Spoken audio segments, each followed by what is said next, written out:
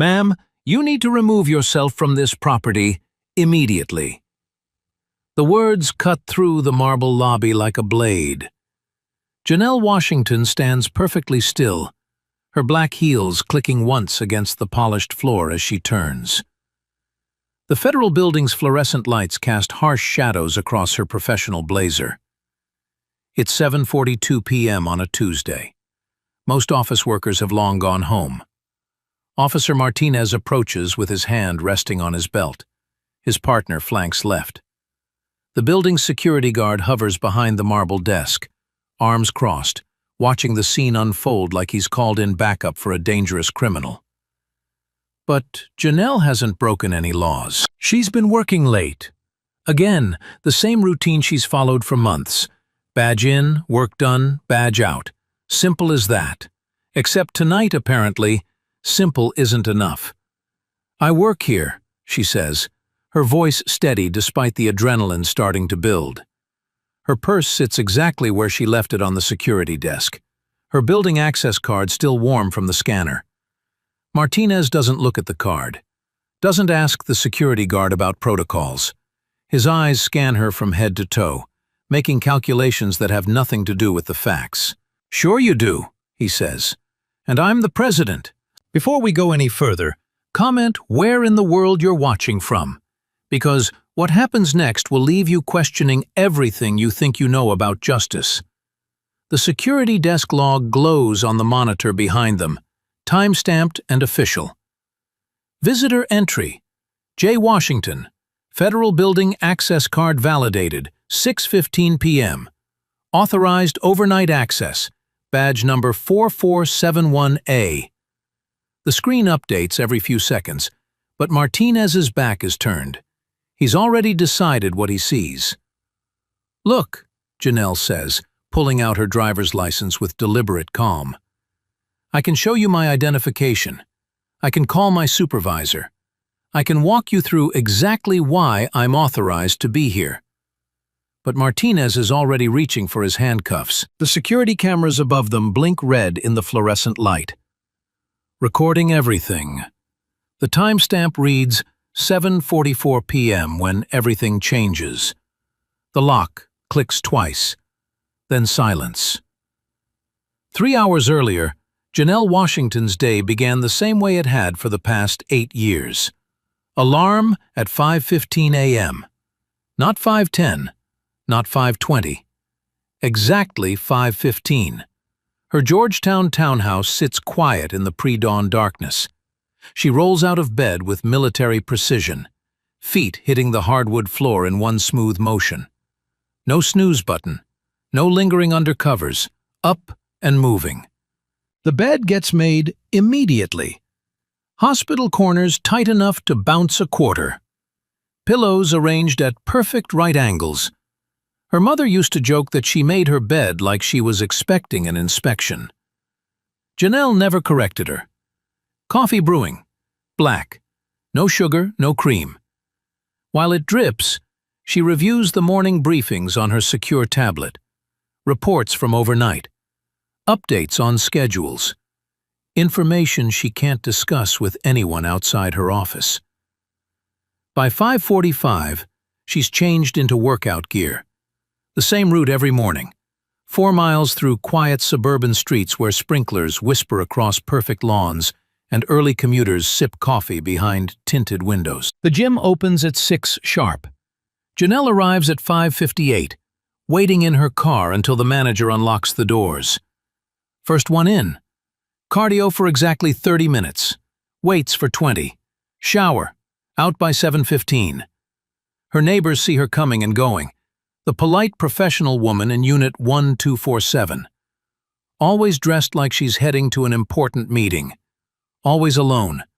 They wave from their driveways as she backs out of her assigned parking spot. What they don't see is how she checks her car every morning. Quick visual sweep for anything out of place. Mirrors adjusted to precise positions so she'll know if someone's been inside. Old habits that have become second nature. Mrs. Chen from Unit 1251 tried making conversation once. "What kind of work keeps you out so late?" she asked, watering her potted plants on the shared patio. Government, Janelle had replied. Which was true. Sort of. Government work that required clearances and background checks, and the kind of training that taught you to sleep light and wake up ready. But Mrs. Chen's smile had shifted when she said government. The same way people's expressions changed when they processed her presence in places they didn't expect her. Like the Whole Foods on Wisconsin Avenue, where she grocery shops every Sunday morning. Same time, same list. The cashiers know her face by now, but they still watch her move through the aisles, still glance at her cart like they're calculating whether she can afford organic produce and free-range chicken. Last month, she'd been reaching for coffee beans when a store employee appeared beside her. "Can I help you find something?" he'd asked. Not the friendly customer service tone, the other tone, the one that suggested she might be looking for things that weren't hers to take. "Just shopping," she'd said, adding the coffee to her cart with a smile that didn't reach her eyes. It happened everywhere. The bank where she'd held accounts for 6 years. Tellers still asked for 2 forms of ID when she made deposits.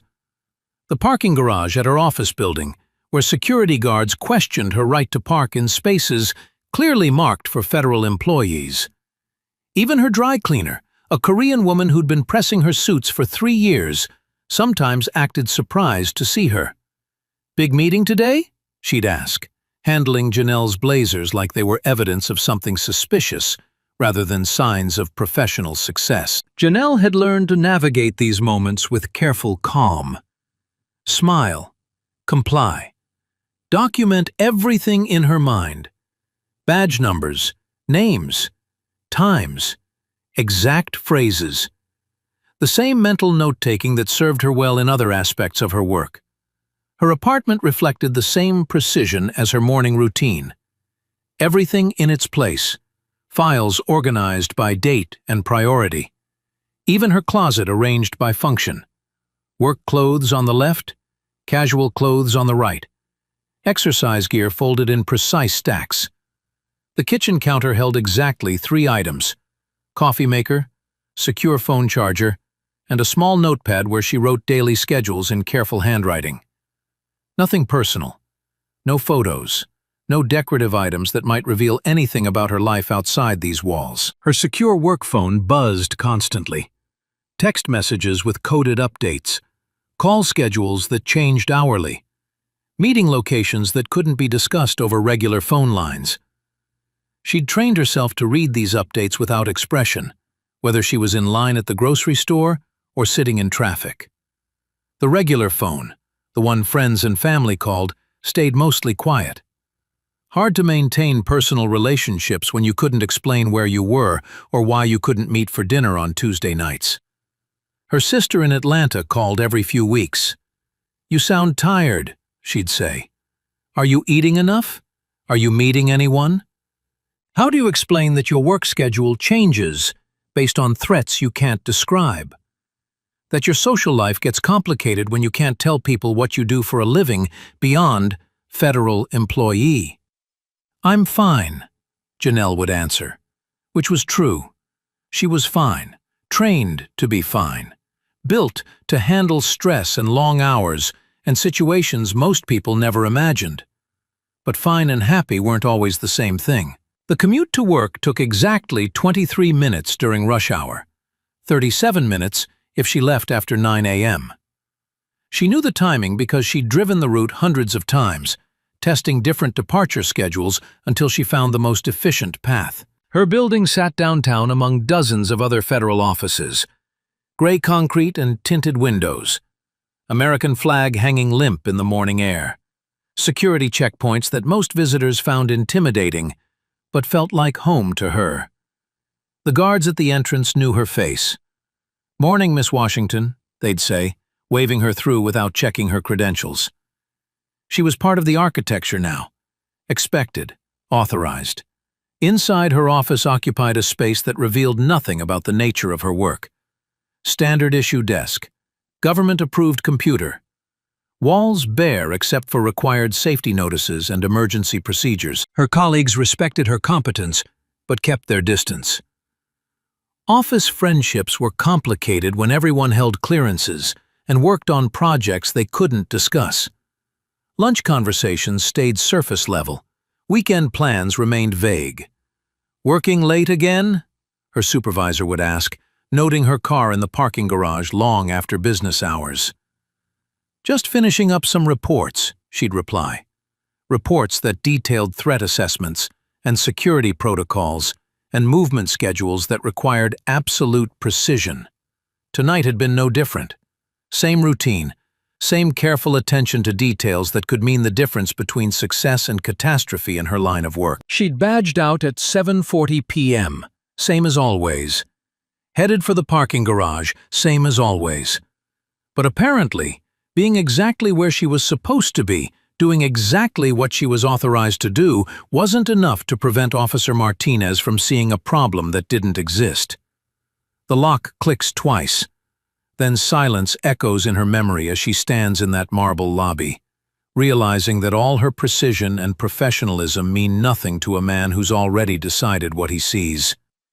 The elevator descends to parking level B2 with its familiar mechanical hum. Janelle checks her watch.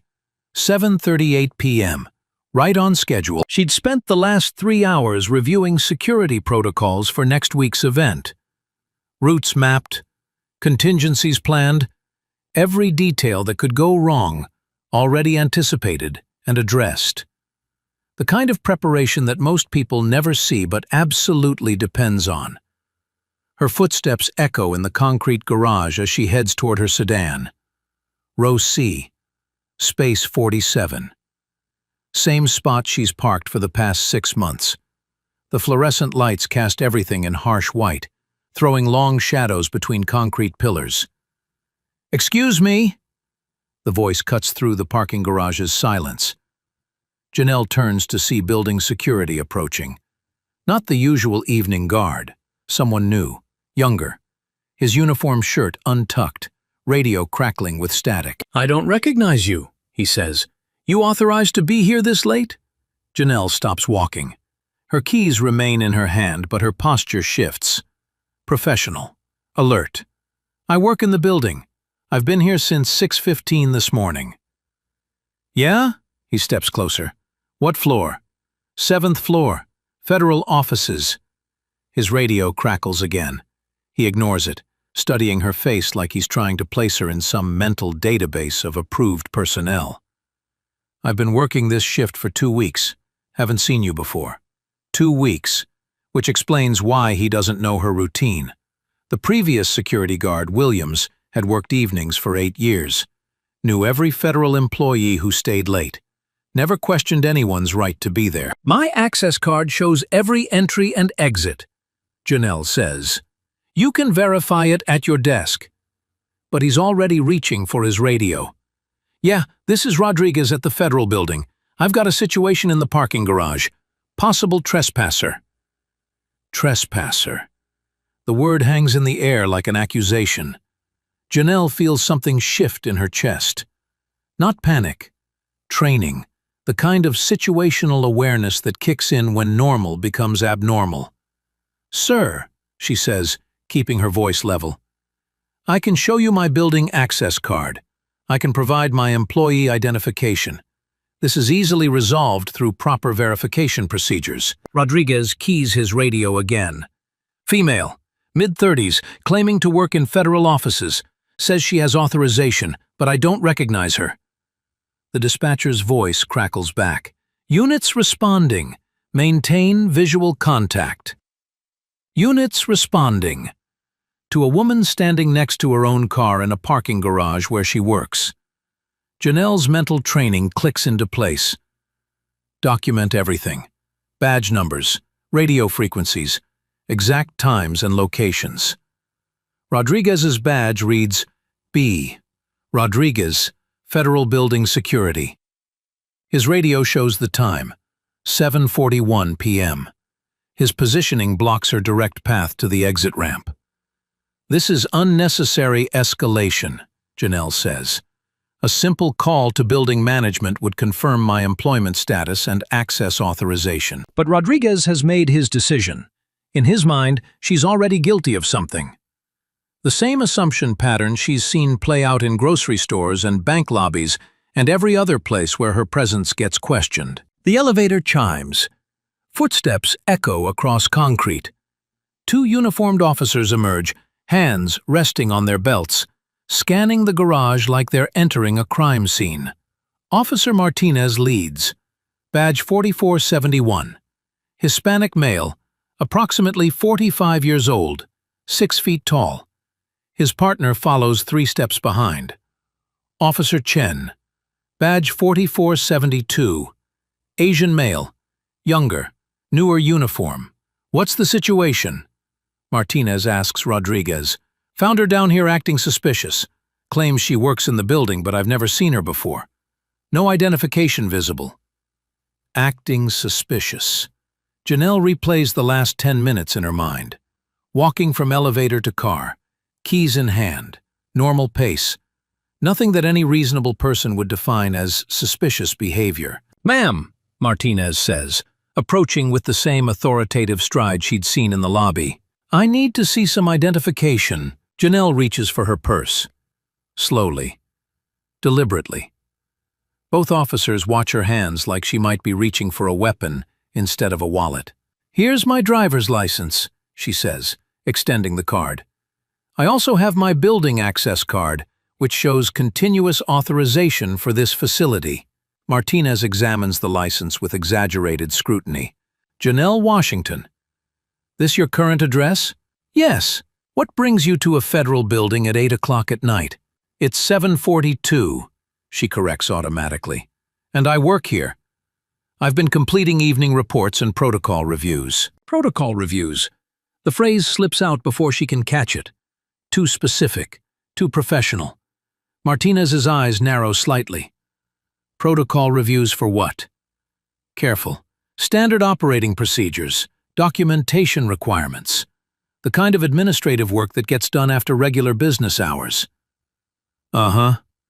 Martinez hands her license to his partner. Chen, run this. See what comes up. Chen walks back toward their patrol car, speaking into his radio.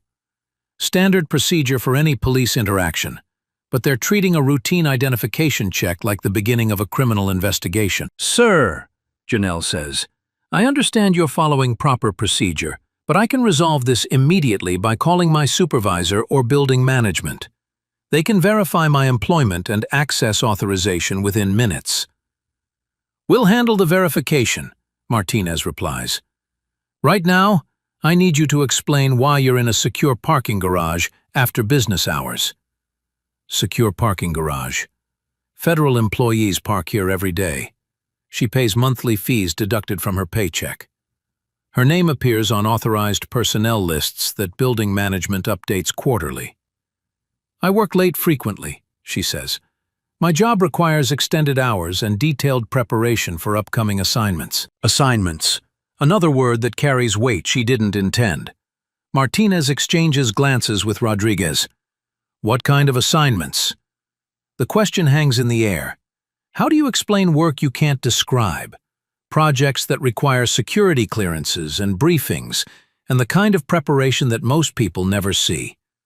Federal administrative work, she says carefully. Report generation and event coordination.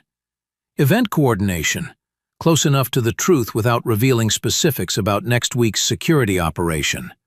The advance work that ensures everything runs smoothly. The background planning that keeps people safe. Chen returns from the patrol car. License comes back clean, no warrants. Address matches registration. Good, Martinez says, but he doesn't hand back her identification. Instead, he looks around the parking garage like he's searching for evidence of a crime that doesn't exist. Ma'am, I'm going to need you to empty your purse on the hood of that car. The words hit Janelle like a physical blow. Empty her purse. In a parking garage where she has every right to be, based on absolutely no evidence of wrongdoing. Officer Martinez, she says, reading his nameplate clearly. I haven't committed any crime. You have no probable cause for a search. This is a violation of my constitutional rights. Constitutional rights. Legal terminology that comes naturally after years of working within the justice system. But saying it out loud marks another escalation point. Martinez's hand moves closer to his belt. "Ma'am, you can cooperate voluntarily, or we can do this the hard way. Your choice." The hard way. Code for arrest. Handcuffs. Booking. All because she worked late and drove to her car in a parking garage where she belongs. Janelle looks around the concrete space. Security cameras mounted in every corner. Emergency phones positioned near elevator banks. Everything being recorded. Everything documented.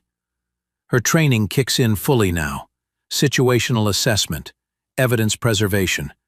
Chain of custody considerations. She pulls out her phone and opens the voice recording app. "For the record," she says clearly, "the time is 7:46 p.m. on Tuesday evening. I am Janelle Washington, authorized employee of this federal facility.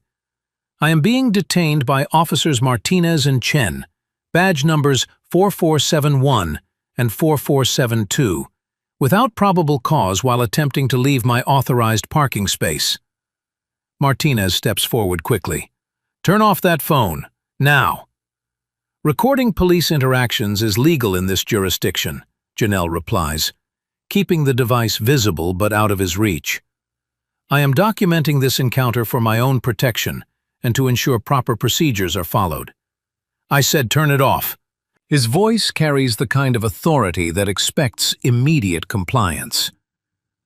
But Janelle's training runs deeper than his intimidation tactics. "Officer," she says, "I am cooperating fully with your identification request. I have provided valid documentation and offered multiple ways to verify my authorization to be here. Recording this interaction is my legal right and ensures accurate documentation of all procedures." The words come out in perfect sequence. Professional. Measured. The kind of language that comes from years of writing reports and following protocols and understanding exactly how the system is supposed to work. Martinez's jaw tightens. He's lost control of the narrative. What started as a simple trespassing call has become something more complicated. "Ma'am, you're under arrest for interfering with a police investigation." The words echo through the parking garage like gunshots. Interfering with an investigation. Of what? Standing next to her own car? But Martinez is already reaching for his handcuffs. Chen moves to her left side. Rodriguez steps back, giving them room to work. The concrete walls seem to close in as Janelle realizes that all her calm professionalism, all her legal knowledge, all her careful documentation means nothing to officers who have already decided she doesn't belong here. Her phone continues recording as the handcuffs click into place. The metallic click of handcuffs echoes through the concrete garage. The sound carries farther than it should in the enclosed space, bouncing off concrete pillars and low ceilings. Janelle's wrists pull tight behind her back. The metal bites into her skin as Martinez adjusts the restraints. Too tight, deliberately uncomfortable. A power play disguised as procedure. "You have the right to remain silent," he begins, but his Miranda warning gets interrupted by the elevator chime. More footsteps, voices. The evening cleaning crew emerging with their carts and supplies, ready to service the federal offices upstairs. 3 women and 2 men in matching blue uniforms stop dead when they see the scene. A well-dressed black woman in handcuffs, 2 police officers, security guard with his radio still crackling. "Jesus," one of the cleaning ladies whispers in Spanish. "¿Qué pasó?" Rodriguez waves them away. "Keep moving. Nothing to see here." But they don't move. They stand frozen, cartwheels squeaking slightly, watching a woman who looks like she belongs in a boardroom being treated like a criminal. One of the men pulls out his phone. The camera app opens with a soft electronic sound. "Sir," Martinez barks, "put that away." "I'm not doing nothing," the man replies. His English carries a heavy accent, but his meaning is crystal clear. "Just standing here. Just standing here." With his phone pointed toward them, recording everything. More elevator chimes. The building's after-hours population is emerging. Federal employees who stayed late to finish projects. Contractors wrapping up maintenance work. Security personnel changing shifts. A small crowd forms near the elevator banks. 15 people. Then 20. All watching a scene that doesn't make sense in their normal Tuesday evening routine. Janelle's mind catalogs every face, every phone, every potential witness to what's happening. Her training kicks in automatically, even with her hands cuffed behind her back. "Ma'am, we need to get moving," Chen says quietly to Martinez. He's noticed the crowd too, noticed the phones, realized this simple arrest is becoming a public spectacle. But Martinez seems energized by the attention. His voice gets louder, more performative. "This individual was found trespassing in a secure federal facility," he announces to no one in particular, "refusing to cooperate with authorized personnel." Trespassing. The word ripples through the watching crowd. Several people exchange glances. They work here. They know what trespassing looks like. This isn't it. "That's Ms. Washington," says a voice from the back. A woman in a maintenance supervisor uniform steps forward. "She works on 7. I've seen her here every evening for months." Martinez spins toward the voice. "Ma'am, step back. This is an active police investigation." Active police investigation? Of a woman walking to her car after work. The maintenance supervisor doesn't step back. Investigation of what? Working late? Her question hangs in the air. Other voices join in. "She's here every night, always parks in the same spot, never causes any problems." A chorus of witnesses to Janelle's routine. People who've seen her coming and going, who recognize her as part of the building's normal evening population. But Martinez isn't listening to witnesses. He's focused on maintaining control of a situation that's slipping away from him. "Everyone needs to clear this area immediately," he commands. "Return to your vehicles or face charges for interfering with police business." Interfering with police business. The threat carries weight. Most of the crowd takes a step back. But the phones stay out. The recording continues. Janelle understands the optics perfectly. A professional black woman in handcuffs. White officers treating her like a dangerous criminal. Federal employees who know her, watching in shock and confusion. This isn't just an arrest anymore. It's a scene. A moment that will live forever in digital memory. "Officer Martinez," she says, her voice carrying clearly in the concrete space. "These people work here. They can verify my employment status. They see me every day." "I don't care what they see," Martinez snaps. "I care about what I see, which is someone who doesn't belong here acting like she owns the place." Acting like she owns the place. The phrase cuts through the crowd like a blade. Everyone understands the subtext. The assumption underneath the accusation. A black woman who carries herself with confidence, who speaks in complete sentences and knows her rights, who doesn't immediately defer to authority. Someone who doesn't belong. "This is wrong," calls out another voice. A federal employee in a suit and tie, briefcase in hand. "I've worked with her on multiple projects. She has full building access." Martinez turns on him. "Sir, I need you to step back or I'll place you under arrest as well." The threat silences the man, but it doesn't erase what he said. Multiple projects. Full building access. Words that contradict everything Martinez has assumed about Janelle. The elevator chimes again. More people emerge. The crowd swells to 30, then 40. Someone has called building management. A woman in a supervisor's blazer emerges from the stairwell, moving quickly toward the scene. "What's happening here?" she demands, displaying her management credentials. "I'm Sandra Mills, Evening Facilities Coordinator." Finally, someone with actual authority over building access. Someone who can resolve this with a simple computer check. "Ma'am," Martinez says, "we're processing an arrest for trespassing.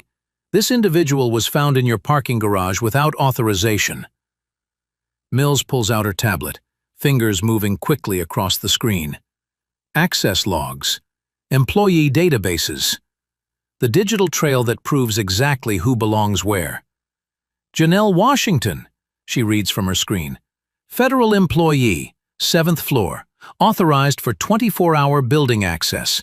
Parking permit current through next fiscal year. The words echo through the concrete space. Authorized, current, legal. Everything Martinez needed to know before he put her in handcuffs. Mills looks up from her tablet, taking in the scene. The handcuffed woman, the crowd of employees. The phone's recording everything. Officer, she says carefully, this employee has full authorization to be here. There's been a misunderstanding. Misunderstanding. The diplomatic word for wrongful arrest. But Martinez's jaw tightens. He's committed now. Too far down this path to back away without losing face. The arrest stands, he announces. She interfered with our investigation and failed to properly identify herself. Failed to identify herself. Despite providing her driver's license, despite offering multiple forms of verification, despite explaining her presence clearly and calmly, the crowd murmurs with growing anger. These are federal employees, people who understand procedures and protocols, who recognize constitutional violations when they see them. This is harassment, someone calls out. Racial profiling, adds another voice. The phrases carry weight in the current political climate. Words that suggest lawsuits and investigations, and the kind of media attention that police departments try to avoid. Martinez's radio crackles. His supervisor's voice cuts through the static. Unit 47, what's your status? Getting reports of a crowd situation. A crowd situation. Code for potential riot. Civilians gathering around police activity. The kind of scenario that requires careful de-escalation. Martinez keys his radio. Situation under control. Processing 1 arrest for trespassing. But the situation clearly isn't under control. 40 people watching. Multiple phones recording. Building management contradicting the arrest basis. Federal employees vouching for the suspect. Chen pulls Martinez aside, speaking in low tones. Janelle can't hear the words, but she can read the body language. The younger officer wants to reassess, wants to find an exit strategy before this gets worse. Martinez shakes his head. Whatever Chen suggested, the answer is no. Let's move, Martinez commands. Transport time. Transport. To the patrol car. To booking. To a jail cell for a crime that never happened. As they start walking toward the parking garage exit, the crowd follows. Not aggressively, not threatening, just bearing witness to what they're seeing. Janelle keeps her head up as they walk. Professional posture despite the handcuffs. Eye contact with the recording phones. Creating a visual record of dignity under pressure. Her training serves her well here. How to carry yourself during difficult situations. How to project calm authority even when the system fails you. The phones capture everything. Her composed expression, the unnecessary force of Martinez's grip on her arm, the contrast between her professional appearance and the criminal treatment. This is going straight to social media, someone calls out. The whole world's gonna see this. The whole world. In an age of viral videos and instant communication, police misconduct doesn't stay local anymore. Martinez hesitates for just a moment. The weight of modern accountability settling on his shoulders. But it's too late to change course now. The handcuffs are on. The arrest is in motion. The crowd is watching. The patrol car waits at the garage exit like a stage for the final act of this public drama. Everything in alternating shadows. As Martinez guides Janelle toward the vehicle, her secure work phone buzzes insistently in her confiscated purse. She knows that sound. Priority alerts. The kind that demand immediate response. Officer, she says, I need to check that message. It's work-related and time-sensitive. Martinez laughs. Work can wait. You've got bigger problems now. But work can't wait. Not when you're coordinating security for next week's event. Not when dozens of moving pieces depend on your oversight and approval. The elevator chimes again. More people emerging from the federal building. But these aren't maintenance workers or cleaning staff. These are colleagues. Janelle's stomach drops as she recognizes faces from the 7th floor. People she works with daily. People who respect her professionalism and depend on her expertise. David Kim from the planning division steps out first, briefcase in hand. He stops dead when he sees her in handcuffs. "Jesus, Janelle, what happened?" Behind him, Sarah Martinez from logistics, then Tom Williams from communications, all staying late to prep for next week, all witnessing her being arrested like a common criminal. "There's been a misunderstanding," Janelle says, trying to maintain some dignity despite the circumstances. "But how do you explain being arrested for trespassing in your own workplace? How do you maintain professional credibility when you're being treated like a suspect?" "Officers," David approaches cautiously, "I'm a federal employee. I work with Ms. Washington daily. There's obviously been some kind of error." Martinez blocks his path. "Sir, step back. This is police business." "But she's under arrest for trespassing and interfering with an investigation. That's all you need to know." Sarah pulls out her phone, scrolling quickly through contacts. "I'm calling Director Peterson. He needs to know about this." Director Peterson. Janelle's direct supervisor, the man who signed off on her overtime hours for this week's preparation work. "Ma'am," Chen interjects, "you can make whatever calls you want after we clear the scene." But Sarah is already dialing. Government employees understand chain of command. When something goes wrong, you notify leadership immediately. The phone connects. Sarah steps aside, speaking in urgent whispers. Janelle catches fragments. "Arrested.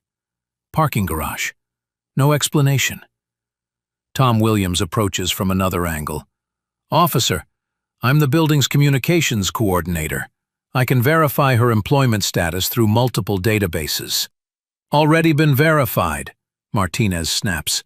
"Doesn't change the charges. Charges that make no sense to people who work here, who know that Janelle belongs here more than most, who've seen her dedication to the job, her attention to detail, her careful preparation for everything, especially next week's event." David's face goes pale as the implications hit him. "Wait, next Tuesday's operation. She's the lead coordinator for—" "David, don't." Janelle's voice cuts him off sharply. Too late. He's already said too much. Mention the operation that can't be discussed in public, the security event that requires absolute discretion.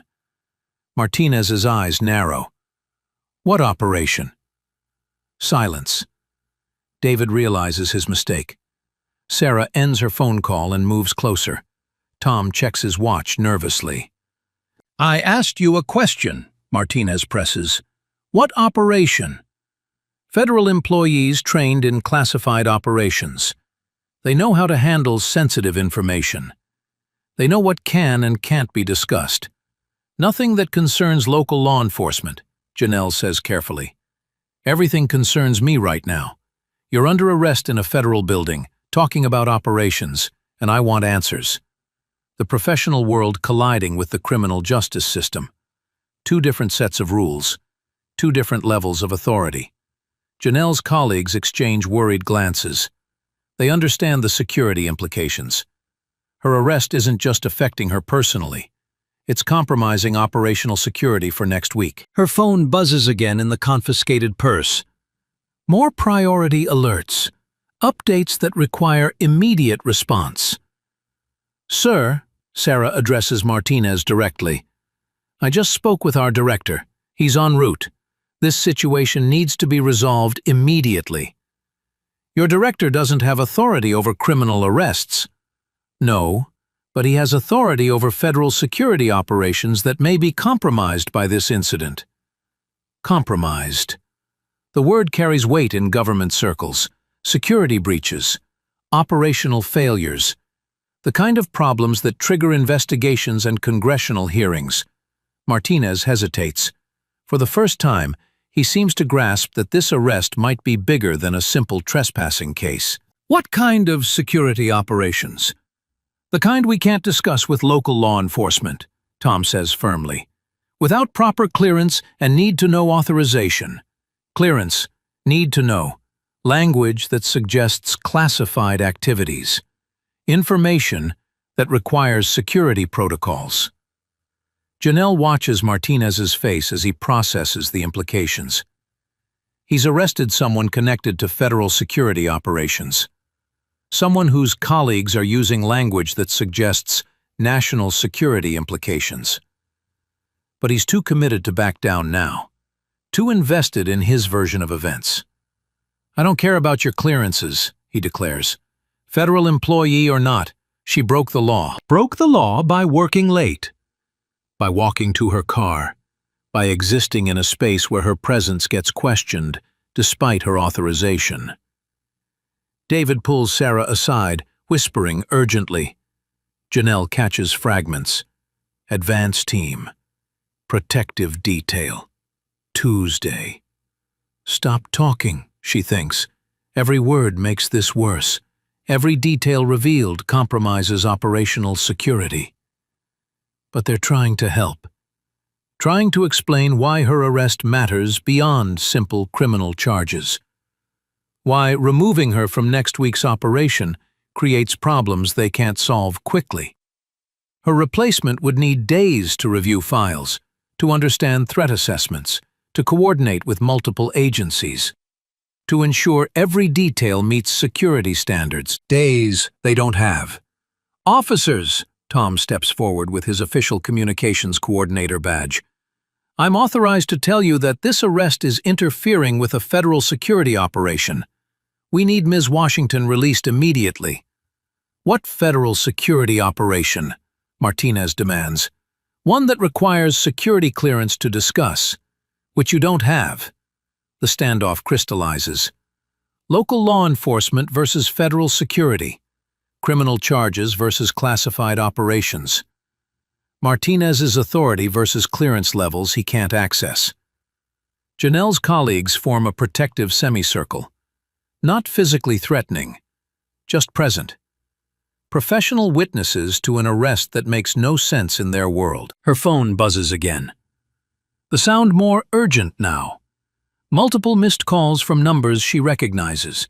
Supervisors, coordinators, people depending on her input for next week's operation. "That phone needs to be answered," David says quietly. "People are going to start worrying if she doesn't respond to priority alerts. People are going to start asking questions," Sarah adds, "about why the lead coordinator isn't available. Questions that lead to investigations. That expose security breaches caused by wrongful arrest. That create exactly the kind of attention federal agencies try to avoid." Martinez looks at the growing crowd of federal employees.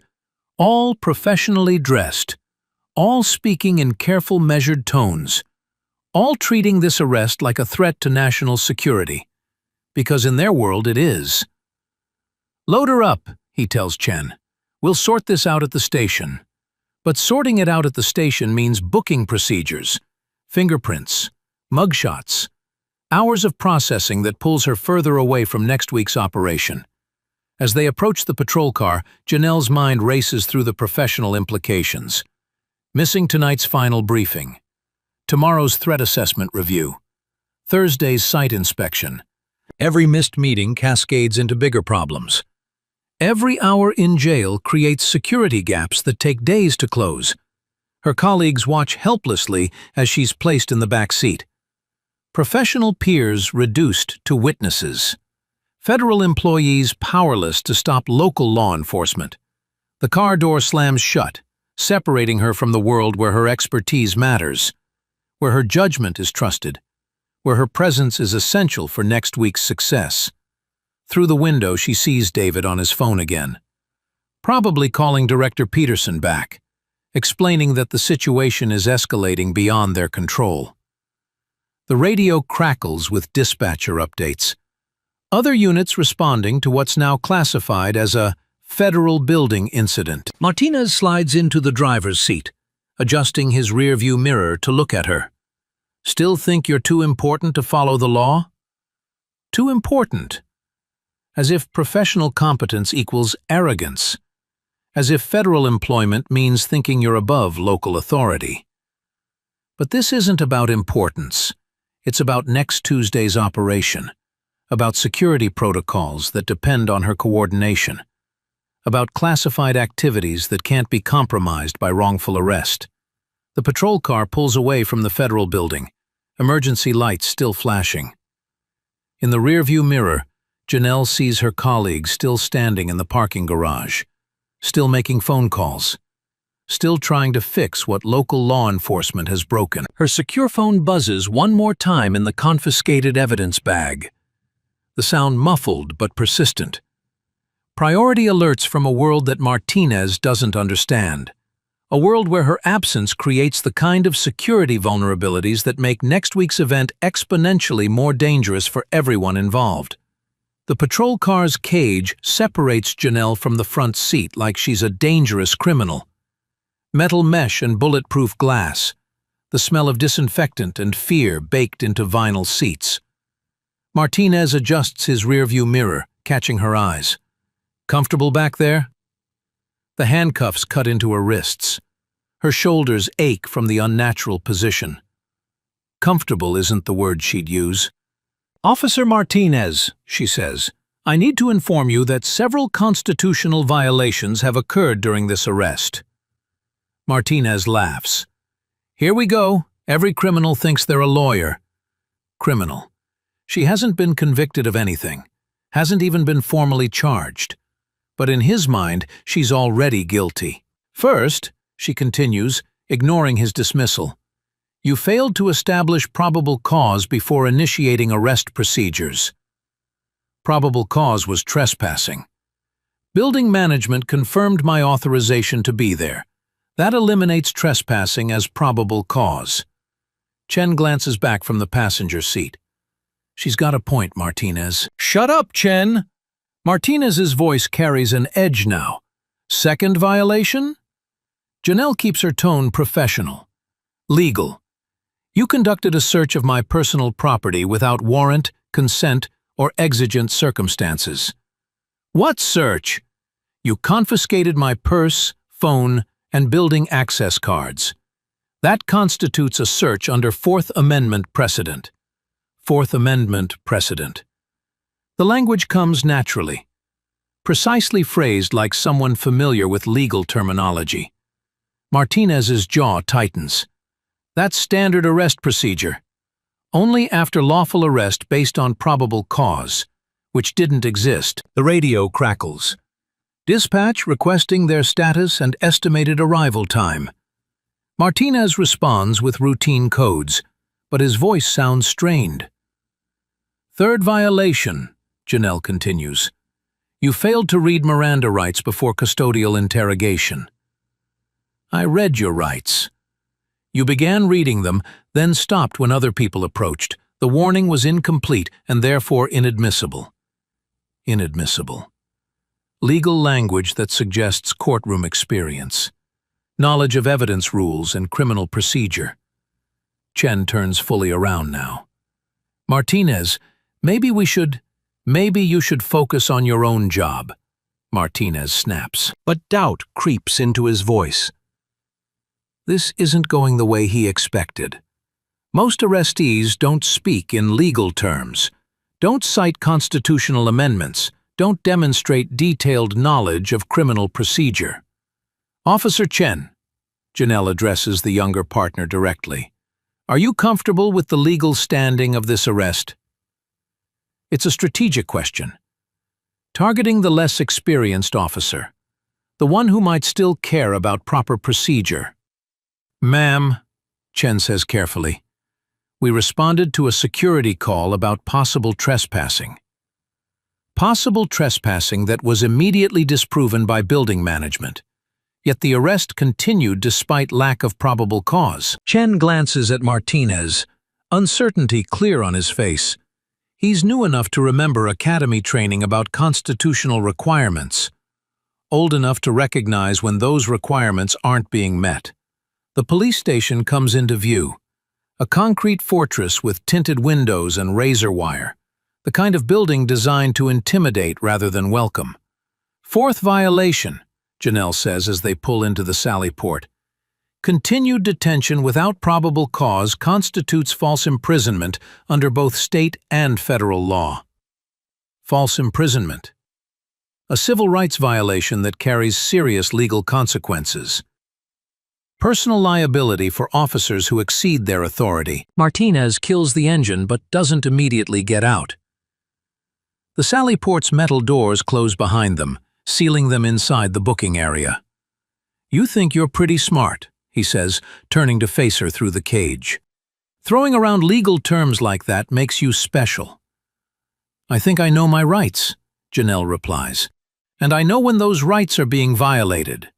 "Your rights?" Martinez's voice rises.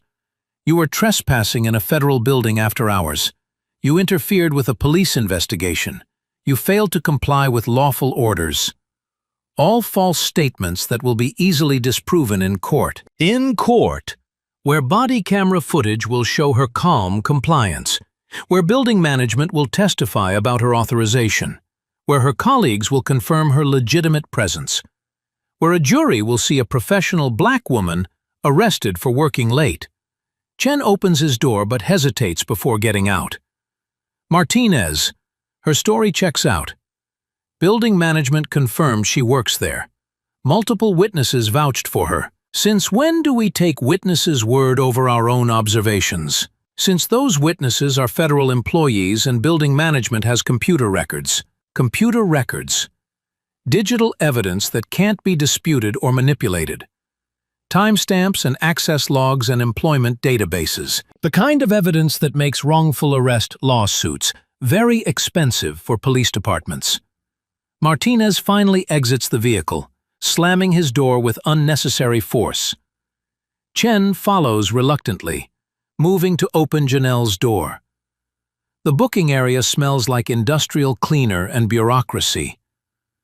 Fluorescent lights cast everything in harsh white. Processing stations with cameras and fingerprint scanners. Metal benches bolted to concrete floors. "Welcome to County," Martinez says with false cheer. "Hope you're ready for a long night." A long night in jail for working late at her authorized job. The irony isn't lost on anyone present. The booking sergeant approaches with paperwork. Sergeant Williams, according to his nameplate, 20-year veteran with tired eyes and a professional demeanor. "What do we have?" Williams asks. "Trespassing, interference, failure to comply," Martinez recites. Williams reviews the arrest report, frowning at the details. "Federal building? What was she doing there?" "Claims she works there." "Claims?" Williams looks up. "Did you verify employment?" Martinez hesitates. "Building management said she was authorized, but..." "But what?" Williams's voice sharpens. "If building management confirmed authorization, what's the trespassing charge based on?" Good question. The kind that exposes the fundamental flaw in Martinez's case. She was acting suspicious, Martinez insists. Security called it in. Acting suspicious how? Walking through the parking garage, refusing to identify herself properly. Did she provide identification when requested?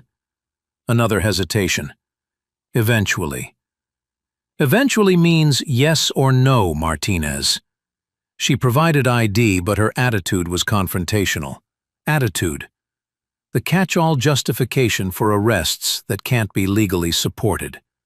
Subjective interpretation of behavior that masks objective constitutional violations. Williams continues reading the report, his frown deepening. No probable cause statement. Incomplete Miranda warning. Search without warrant justification. Each deficiency he identifies makes Martinez shift uncomfortably. Chen stares at his shoes. "Ma'am?" Williams addresses Janelle directly. "Do you understand the charges against you?" "I understand that I'm being falsely charged with crimes I didn't commit, in violation of my constitutional rights, based on racial profiling and improper police procedures." The words echo in the concrete space. Formal, legal, accusatory. Williams sets down the paperwork. "Martinez, I need to speak with you privately." They step aside, voices lowered but tension visible in their body language. Williams gesturing at the paperwork, Martinez gesturing back defensively. Chen remains near Janelle, uncomfortable with the situation but unwilling to challenge his senior partner openly. "Officer Chen," Janelle says quietly, "your career is just beginning. Is this really how you want it to start?" The young officer looks at her, then at his arguing colleagues, then back at the arrest report that's falling apart under scrutiny. "What do you mean?" he asks. "Civil rights lawsuits name individual officers. Personal liability that can't be covered by department insurance. Federal investigations that follow officers throughout their careers." Chen's face goes pale. "Academy training doesn't prepare you for the legal consequences of constitutional violations, for the personal cost of following bad orders from senior partners." Williams returns, his expression grim. "Ma'am, we're going to need to make some phone calls before proceeding with booking." Phone calls. To supervisors, to legal advisors, to people who understand the liability exposure of arresting federal employees without cause. "I'd like to make a phone call as well," Janelle says. "It's my right under Miranda, assuming you plan to complete the warning you started earlier." Williams nods. "Of course. Martinez, finish reading her rights. Properly this time." Martinez pulls out his card, reading the familiar words with obvious reluctance. Each phrase highlighting the procedural failures that have already occurred. "You have the right to remain silent. Anything you say can and will be used against you in a court of law. You have the right to an attorney. If you cannot afford an attorney, one will be provided for you." Standard rights. But they're being read 90 minutes late, after custodial interrogation without warning, making everything said during the arrest potentially inadmissible. "Do you understand these rights?" Martinez finishes. "I understand my rights better than you do, apparently," Janelle replies. The booking phone sits on a metal table, its cord coiled tight. Williams unlocks her handcuffs, massaging circulation back into her wrists. "One call," he says. "Make it count." Janelle picks up the receiver, dialing from memory. The number connects on the second ring. "Federal Duty Office." The three words hang in the air like a dropped bomb. Every officer in the booking area stops what they're doing. Conversations halt mid-sentence. Even the background noise seems to pause. Sergeant Williams moves closer to the phone. Martinez's face drains of color. Chen takes a step back, suddenly understanding that this arrest just became much more complicated. "This is Janelle Washington, employee ID November 774 Delta, she says into the receiver. "I'm being unlawfully detained by local law enforcement. I need immediate supervisory notification and legal counsel." Employee ID. Federal protocol. The kind of detailed identification that suggests high-level clearance and official standing. The voice on the other end responds with questions she answers in clipped, professional tones. Location. Officers involved. Time of arrest. Charges filed. Martinez lunges for the phone. "That's enough!" he barks, reaching to disconnect the call. But Janelle turns her body, keeping the receiver close. A simple defensive movement that puts her shoulder between Martinez and the phone. "Sir, I'm completing a lawful phone call as guaranteed under Miranda rights," she says, still speaking to the duty officer. The arresting officer is now attempting to interfere with that communication. Martinez grabs for the phone cord. Not the receiver, the cord, trying to pull the entire unit away from her. Janelle's training kicks in automatically. Situational awareness, threat assessment, proper response protocols. She pivots on her left foot, a basic defensive stance that gives her better balance and leverage. Her right hand maintains control of the receiver while her left blocks Martinez's reach for the cord. "Officer, step back," Sergeant Williams commands. "Let her finish the call." But Martinez is beyond rational commands now. The federal duty office call has triggered something primal: fear of consequences, panic at losing control, the desperate need to stop information from flowing up official channels. He grabs Janelle's wrist, trying to force her to drop the phone. Wrong move. Janelle's response is immediate and precisely calibrated. She rotates her wrist in a smooth circle, breaking his grip using basic joint mechanics. No excessive force, no striking, just applied physics that makes it impossible for him to maintain his hold. "Federal operator," she continues, speaking into the phone. "The arresting officer is now using physical force to prevent this communication." Martinez's face contorts with rage. He's lost the arrest, lost the narrative, lost control of a situation that should have been simple. He reaches for his taser. The yellow plastic device clears the holster with a soft click. 50,000 volts designed to incapacitate. Excessive force for someone standing calmly by a phone. "Martinez, no!" Chen shouts. But Martinez is beyond hearing his partner, beyond following procedure. The red dot of the laser sight dances across Janelle's chest as he takes aim. Time slows. Janelle's training takes over completely. Threat assessment. Immediate danger to life. Response required. Neutralize weapon while minimizing harm to all parties. She drops the phone receiver, letting it swing on its cord. Both hands now free for defensive action. Martinez squeezes the trigger. The taser probes fire with electrical pops. 2 barbed darts connected to thin wires, designed to complete a circuit through her body. But Janelle isn't where she was a second ago.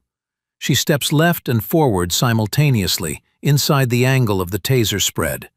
The probes pass harmlessly through empty air, embedding in the concrete wall behind where she'd been standing. Before Martinez can react, she's inside his reach. Her left hand controls his taser arm, redirecting it away from any potential targets. Her right hand strikes the nerve cluster at his wrist with precise pressure. His fingers spasm. The taser clatters to the floor. "Weapon down!" Sergeant Williams bellows. "Everyone stand down!" But Martinez isn't finished. Without the taser, he swings his right fist in a wild haymaker aimed at Janelle's head. She ducks smoothly, the punch whistling over her hair. His momentum carries him past her, off balance and overextended. Janelle could hurt him now, could strike pressure points that would drop him instantly, could use leverage techniques that would put him on the ground with minimal effort. Instead, she simply steps aside. Martinez stumbles past her, catching himself against the metal booking counter, his face red with exertion and embarrassment. "Ma'am, are you injured?" Williams asks. "No injuries," Janelle replies, straightening her blazer. "But I need to complete my phone call." She picks up the dangling receiver. The federal duty officer is still on the line, having heard everything through the phone's open connection.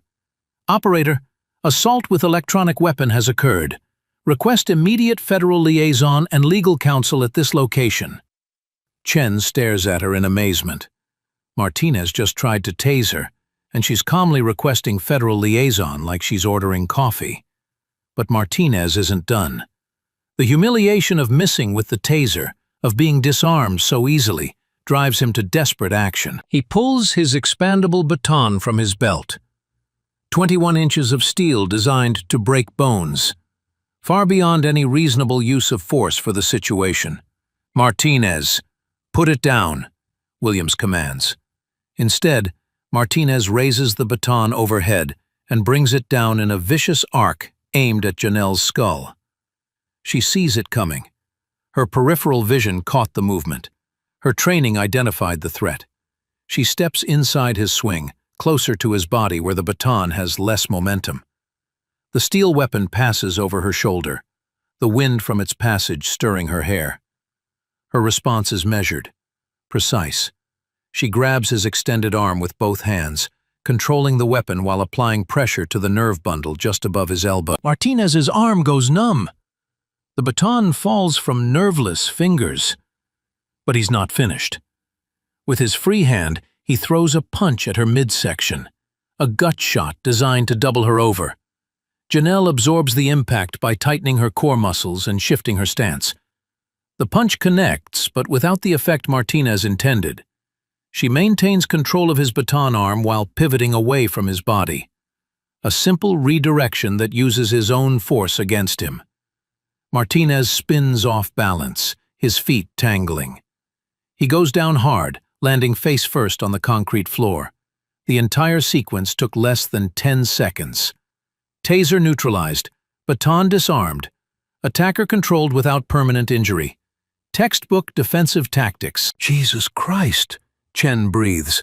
Where did you learn to do that? Where indeed. The kind of hand-to-hand training that most civilians never see. Defensive techniques that require years of practice and regular refresher courses. The kind of skills that raise serious questions about who exactly Janelle Washington really is. Sergeant Williams approaches carefully, hands visible and non-threatening. "Ma'am, I need to secure those weapons." Janelle nods, stepping away from the fallen taser and baton. "Of course. I was only defending myself against unprovoked assault." "I can see that," Williams replies, gathering the weapons. "Your response was measured and appropriate." Measured and appropriate. Professional language that recognizes proper use of defensive force. The kind of evaluation that suggests Williams has seen real combat training before. Martinez groans on the floor, rolling over to reveal a bloody nose and bruised ego, but no serious injuries. Nothing that couldn't be explained by falling down after overextending himself. "Officer Chen," Williams commands, "help your partner to medical. Get him checked out." "What about her?" Chen asks, gesturing toward Janelle. "What about her? She defended herself against assault with deadly weapons. Textbook self-defense." Chen helps Martinez to his feet. The older officer's face burns with humiliation and rage, but he's coherent enough to walk under his own power. "This isn't over," Martinez mutters as they head toward the medical station. But it is over. The arrest has collapsed completely. The charges are unsupportable. The arresting officer just committed multiple felonies on camera in front of witnesses. Williams watches them go, then turns back to Janelle. "Ma'am, you handled that situation with remarkable restraint." Remarkable restraint. She could have hurt Martinez badly, could have ended the fight in seconds with techniques that would leave permanent damage. Instead, she used exactly the amount of force necessary to protect herself. No more, no less. "I don't believe in unnecessary violence," she says simply. The phone in her hand crackles with static. The federal duty officer still waiting for her report. "Operator," she continues, "situation is now secure. Request estimated time of arrival for federal liaison." 12 minutes, comes the reply. "Legal counsel is en route with federal supervisory personnel." 12 minutes. Not much time for Williams to figure out how to explain this mess to his superiors. "Ma'am," he says carefully, "I think we need to discuss the charges against you." "There are no valid charges," Janelle replies. "Your officer just committed assault with deadly weapons against someone in lawful custody. Any charges filed against me would constitute retaliation and further civil rights violations." Civil rights violations. Federal crimes that carry serious prison time for law enforcement officers. The kind of charges that end careers and result in massive civil settlements. Williams runs his hand through his graying hair. 20 years on the force, and he's never seen anything like this. A woman arrested for working late, who speaks like a lawyer, fights like a martial artist, and has federal contacts that respond to her calls within minutes. Who is Janelle Washington really? The question hangs in the air as they wait for federal personnel to arrive. 12 minutes to provide answers that might change everything about this case. But Janelle isn't volunteering information. She stands calmly beside the booking counter, her professional composure intact despite everything that's happened. No torn clothing, no visible injuries, no sign that she was just attacked with multiple weapons by a police officer. Just a slight adjustment to her blazer and a calm expression that suggests this kind of thing happens more often than it should. Williams checks his watch. 11 minutes now until the federal cavalry arrives. 11 minutes to figure out how badly his department has screwed up by arresting the wrong person. The security cameras mounted in every corner of the booking area have recorded everything. The unprovoked attacks, the professional defensive response, the complete failure of Martinez's attempt to use excessive force. Evidence that will be subpoenaed and analyzed and probably played on national television. Evidence that raises serious questions about who Janelle Washington works for and why federal personnel are responding to her arrest with such urgency. 10 minutes now. 10 minutes until everyone learns exactly who they've been dealing with. The federal liaison arrives in exactly 12 minutes. Special Agent Patricia Torres steps through the booking area doors with the kind of purposeful stride that suggests she's done this before. Dark suit, federal credentials displayed, an air of absolute authority that makes everyone in the room stand straighter. Behind her, a man in an expensive gray suit carrying a leather briefcase. No federal badge visible, but something about his bearing suggests high-level government attorney.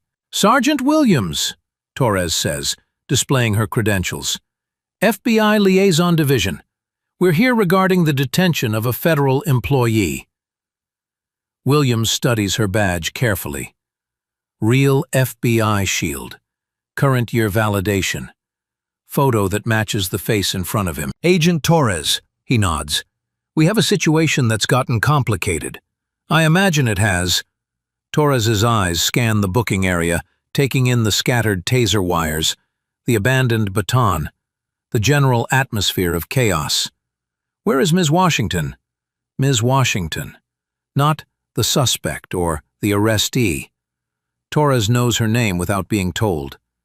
Janelle stands near the booking counter, still holding the phone receiver though her call has ended. She nods slightly at Torres, a gesture of professional recognition rather than personal familiarity. "Ma'am," Torres addresses her formally. "Are you injured? Do you require medical attention?" "No injuries," Janelle replies, though Officer Martinez attempted assault with multiple weapons. Torres turns to Williams with raised eyebrows. "Multiple weapons?" Williams looks uncomfortable. "There was an incident. Martinez used his taser and baton inappropriately. Everything's on camera. I'll need that footage immediately," the attorney says, speaking for the first time, "along with all arrest documentation, witness statements, and booking records." His voice carries the authority of someone accustomed to having requests honored immediately. Federal prosecutor, probably, or Justice Department oversight. "Of course," Williams agrees quickly, "though I should mention the charges are being reviewed." "There are no valid charges," the attorney interrupts. "Ms. Washington was lawfully present in a federal facility where she has authorized access. This arrest was without probable cause and therefore constitutes false imprisonment." False imprisonment. Civil rights violation. Federal crime. The kind of legal language that makes police departments very nervous about liability exposure. Williams pulls out his tablet, accessing the security camera system. Body cam footage from both officers is automatically uploaded to our central server. I can access it immediately. The footage loads on his screen. Martinez, approaching Janelle in the parking garage.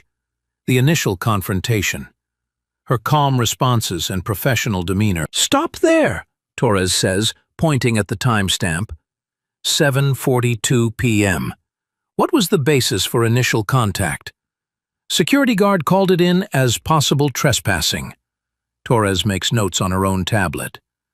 Security guard Rodriguez, badge B471A, employed by Federal Building Services for 2 weeks. No prior experience with evening staff protocols. She knows Rodriguez's employment history. Information that suggests federal oversight of building security operations. The footage continues. Building management confirming Janelle's authorization. Multiple federal employees vouching for her presence. Clear evidence that trespassing charges lack foundation. Here's where it gets interesting, Williams says, advancing the video. She starts recording the interaction on her phone. The screen shows Janelle activating her recording app, documenting the encounter for legal protection. Standard citizen rights, but her timing and technique suggest familiarity with evidence preservation protocols. Smart, the attorney murmurs, creating contemporaneous documentation of constitutional violations. Constitutional violations. Legal terminology that confirms this situation has moved beyond simple arrest and into federal civil rights territory. The footage shows Martinez's escalating aggression, his refusal to accept building management's verification, his determination to proceed with arrest despite lack of probable cause. Body cam shows clear Miranda violations, Torres notes, making more entries on her tablet. Incomplete warning, custodial interrogation without advisement, search without warrant justification. Each violation she identifies makes Williams wince. This isn't just bad policing anymore. It's a pattern of constitutional rights violations that exposes the department to massive federal liability. Continue the footage, the attorney requests. The screen shows the booking area confrontation. Martinez's increasingly erratic behavior, his attempt to prevent Janelle's phone call, his decision to use weapons against an unarmed detainee.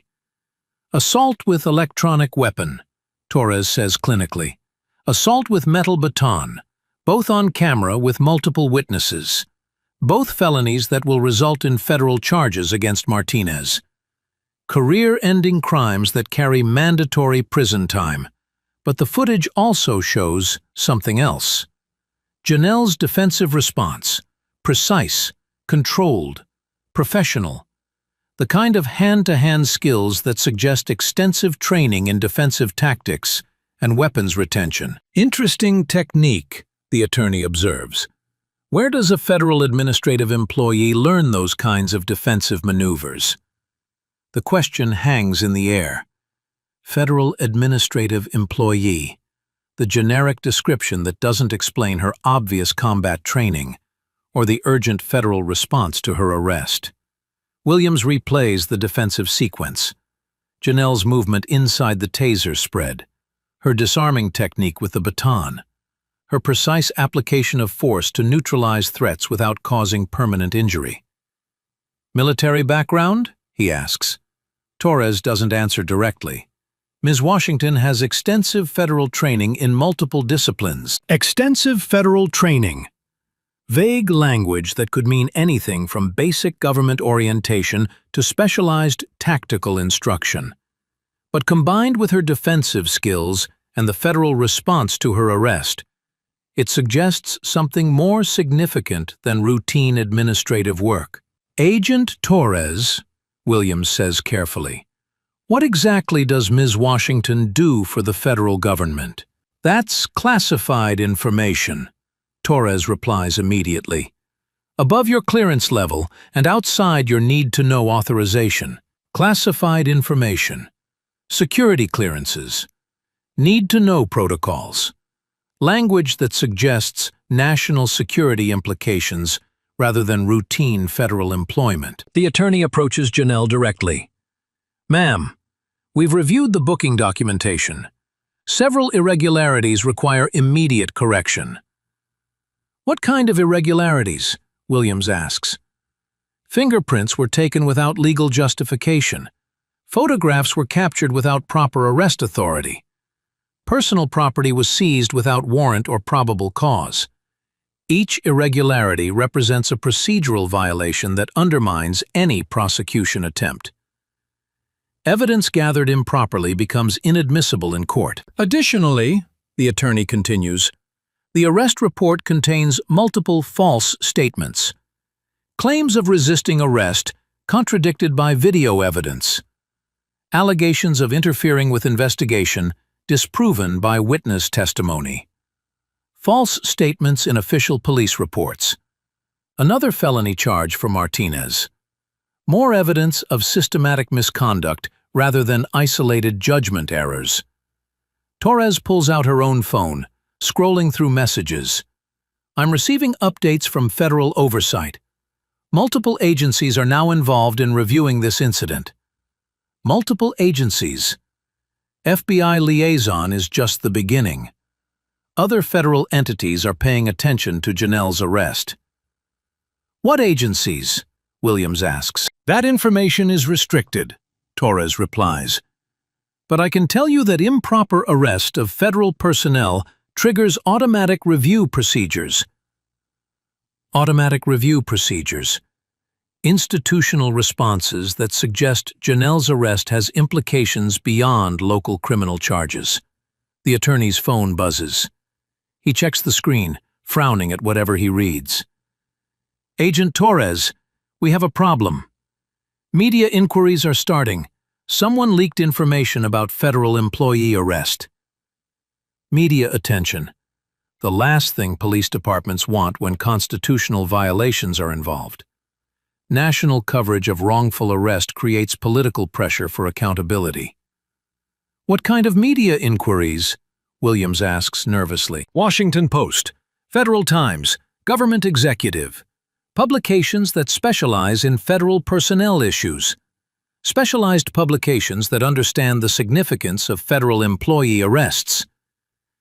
Journalists who know which questions to ask about security clearances and classified work. Torres makes more notes on her tablet. I'm documenting everything for federal review. Body camera evidence, witness statements, booking irregularities, complete chain of custody for all materials. Chain of custody, legal protocols that ensure evidence integrity for court proceedings. The kind of meticulous documentation that suggests this case will be thoroughly prosecuted. But prosecuted by whom? Local district attorney for criminal charges against Martinez, federal prosecutors for civil rights violations, internal affairs for administrative misconduct. Ms. Washington, the attorney says, we need to discuss next steps. Your arrest has created complications that extend beyond local criminal matters. Complications. Diplomatic language for the security vulnerabilities created by wrongfully arresting someone involved in classified federal operations. Janelle nods. I understand. Next week's operation will need complete security review. Next week's operation. Reference to the classified work that her colleagues mentioned earlier. The security event that requires her coordination and oversight. Torres and the attorney exchange glances, both understanding that Janelle's arrest has compromised more than just her personal rights. That's being handled at higher levels, Torres says carefully. Alternative arrangements are being made. Higher levels. Federal supervisors scrambling to maintain operational security despite local law enforcement interference. Williams feels the weight of responsibility settling on his shoulders. His department hasn't just arrested an innocent federal employee. They've interfered with classified government operations. The kind of interference that triggers federal investigations and congressional oversight hearings.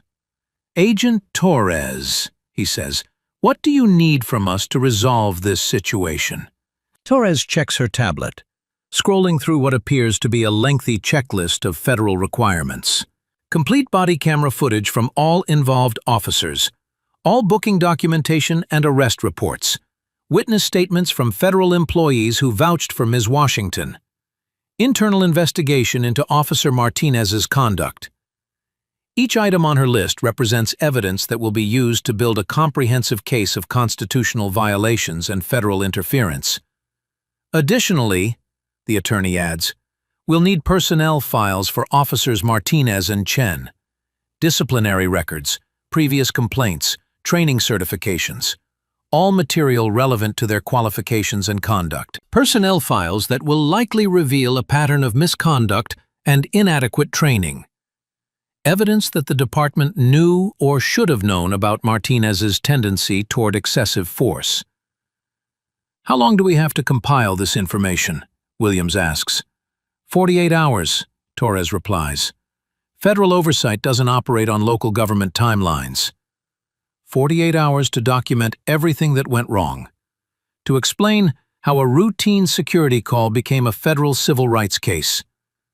But as Williams looks at Janelle, standing calmly beside the booking counter, he realizes the most important question hasn't been answered. Who is she really? What kind of federal work requires such extensive defensive training? Why does her arrest trigger automatic review by multiple agencies? The answers will emerge soon enough. Federal investigations don't stay classified forever. But for now, Janelle Washington remains officially described as a federal administrative employee whose wrongful arrest has created complications extending far beyond local criminal matters. Complications that suggest her real job involves much more than administrative work. Much more than anyone in this booking area is authorized to know. The arraignment hearing is scheduled for 9 a.m. sharp. Federal Courthouse, Downtown District. Judge Patricia Hernandez, presiding over what everyone assumes will be a routine trespassing case. Everyone except the people who know better. Janelle sits at the defendant's table in her wrinkled blazer. The same clothes she wore to work yesterday, before everything went wrong. Her federal attorney, David Morrison, arranges documents in neat stacks beside her. Behind them, the gallery fills with an unusual crowd for a minor criminal hearing. Federal employees from her building, reporters who caught wind of the story, representatives from civil rights organizations who smell a wrongful arrest case. At the prosecution table, Assistant District Attorney Karen Walsh flips through a thin file folder. Simple trespassing charge. Should be quick plea negotiation or dismissal. She hasn't bothered preparing extensively. Officer Martinez sits in the front row, his face still bearing bruises from yesterday's fall. Chen beside him, looking increasingly uncomfortable as more federal personnel file into the courtroom. "All rise," the bailiff announces. "Court is now in session." Judge Hernandez takes the bench, scanning the packed courtroom with raised eyebrows. "Counselors, this appears to be considerable interest in what I understood to be a routine criminal matter." "Your Honor," Prosecutor Walsh begins, "the state charges Janelle Washington with criminal trespassing, interfering with police investigation, and resisting arrest. Simple charges, standard language. Nothing to suggest the constitutional crisis about to unfold. How does the defendant plead?" Judge Hernandez asks. Morrison stands slowly, briefcase in hand. "Your Honor, before entering any plea, the defense requests immediate dismissal of all charges based on federal preemption and jurisdictional immunity." Federal preemption, jurisdictional immunity. Legal concepts that suggest this case involves more than local criminal law. Walsh frowns.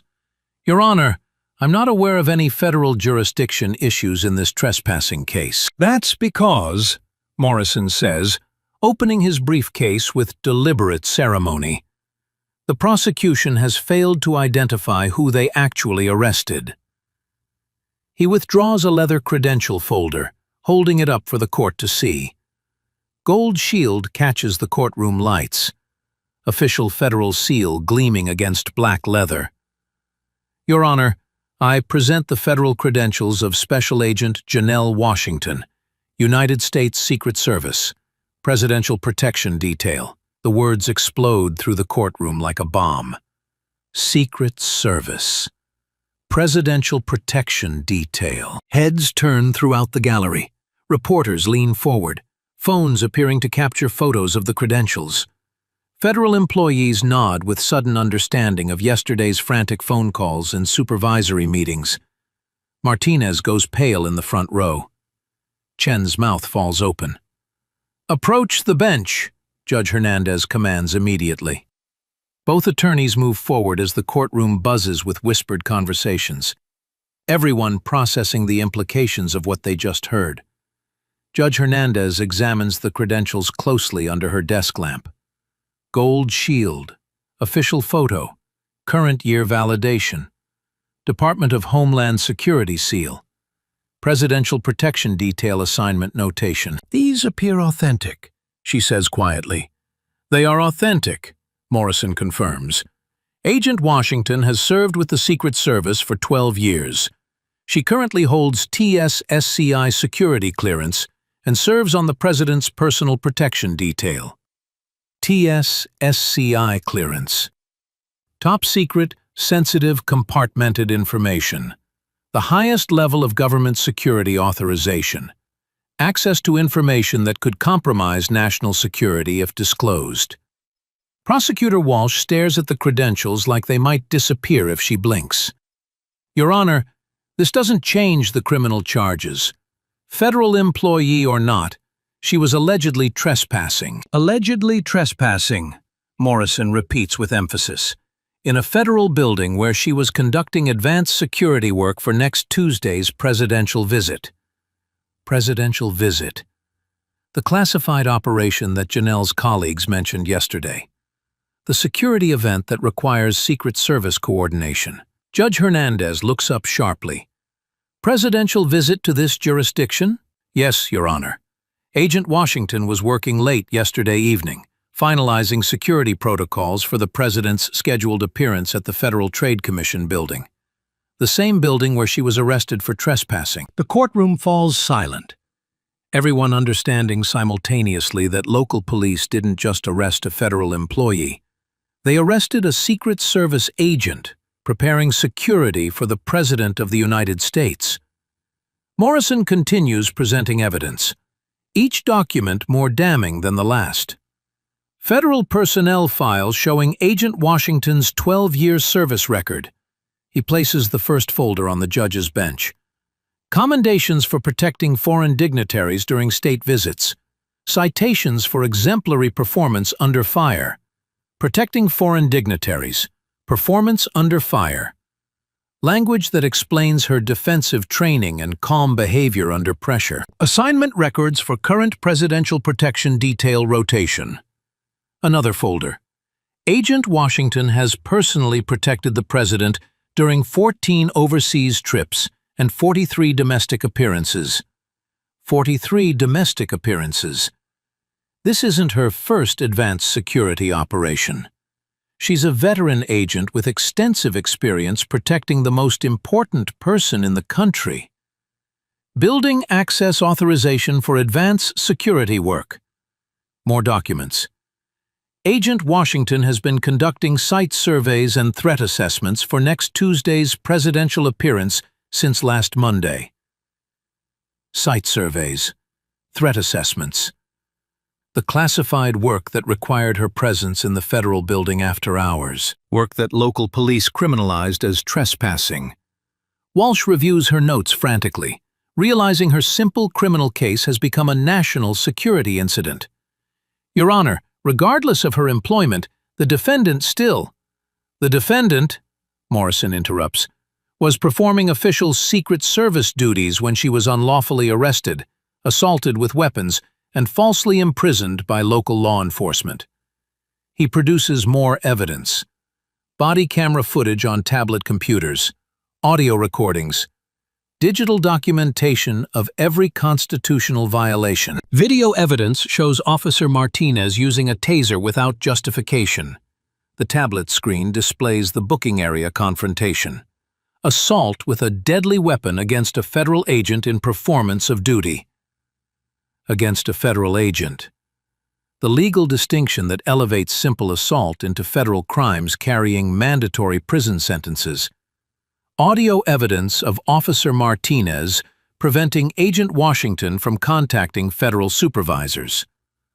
More recordings.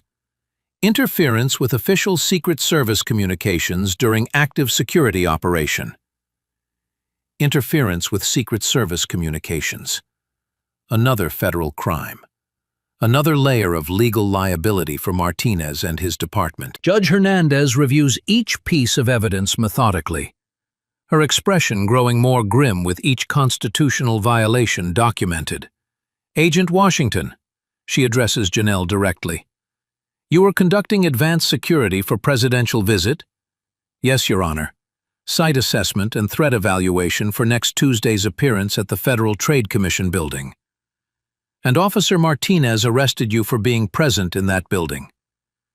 Yes, Your Honor. Despite valid federal access authorization and multiple witnesses confirming my official presence. Judge Hernandez turns to Walsh. Counselor, do you wish to proceed with prosecution of a Secret Service agent who was protecting presidential security? The question hangs in the courtroom air like a challenge.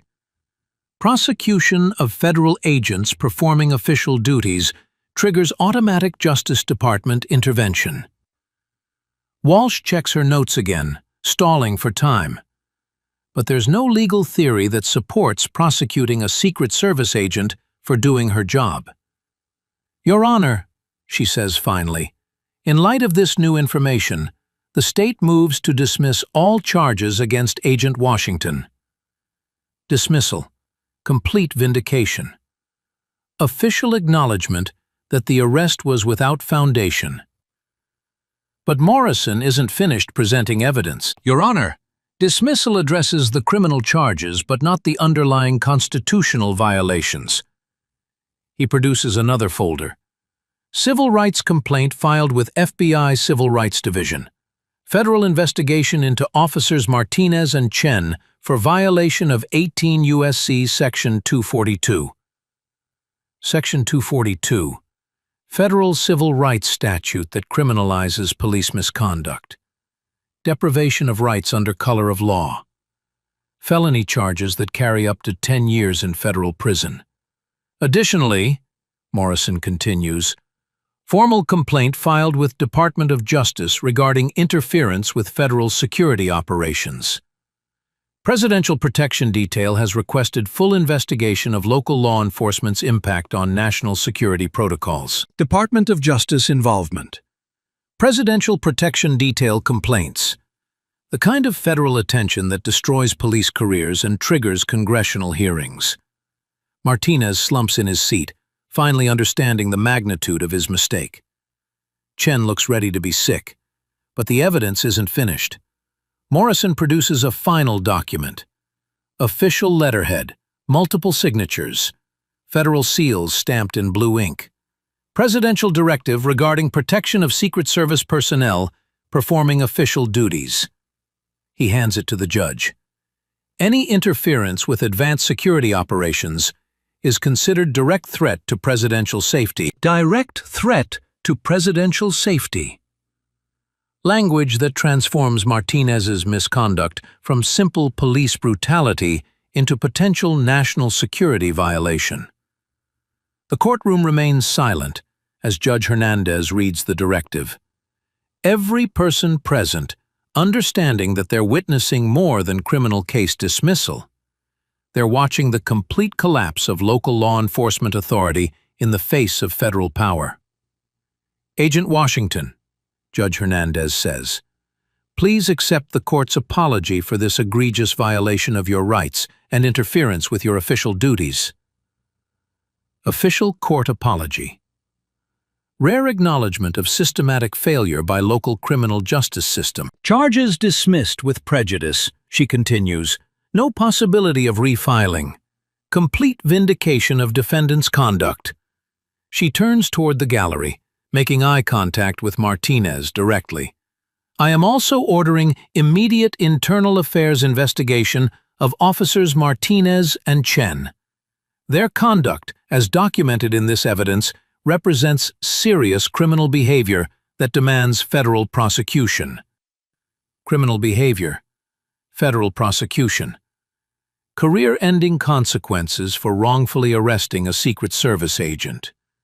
Morrison gathers his evidence folders, each one representing another nail in Martinez's professional coffin. Your Honor, he says, Agent Washington will be returning to her duties, protecting presidential security. Next Tuesday's visit will proceed as scheduled, despite local law enforcement's interference with advance preparations. Despite interference. Diplomatic language that emphasizes how badly local police compromised national security operations. As the hearing concludes, reporters rush toward the courtroom doors. Federal personnel make urgent phone calls. Civil rights observers take detailed notes about police accountability. Martinez sits motionless in the front row, staring at the woman he arrested for working late. The woman who turned out to be a Secret Service agent responsible for keeping the president alive. The woman whose wrongful arrest just triggered federal investigations that will destroy his career and possibly send him to prison. Agent Janelle Washington, Presidential Protection Detail, gathers her belongings and walks toward the courtroom exit with the same professional composure she's maintained throughout this ordeal. Ready to return to the job that local police criminalized as trespassing. Ready to protect the President of the United States, despite everything local law enforcement did to stop her. The truth finally revealed in full. The receipts finally delivered with devastating completeness.